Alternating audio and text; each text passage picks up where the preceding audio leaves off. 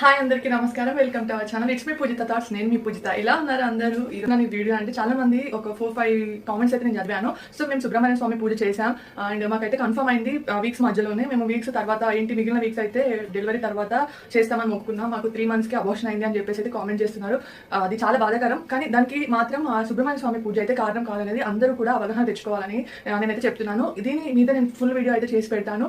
ఎందుకు చెప్తున్నానంటే ఆ స్వామివారు ఫలం ఇచ్చేవారు కానీ తీసుకునేవారు కాదు, ఇచ్చింది. సో ఏదైనా కూడా మనం నమ్మకంతో చేయాలి. మీరు అంటే మనం చేసే తప్పులు కూడా కొన్ని కారణాలు ఉంటాయి కదా. మీరైతే ఆ 3 నెలలు ఏ పని చేయకుండా అయితే ఉండరు అండ్ బరువులు ఎత్తకుండా అండ్ హస్బెండ్ అండ్ వైఫ్ కలవకుండా ఉండాలి.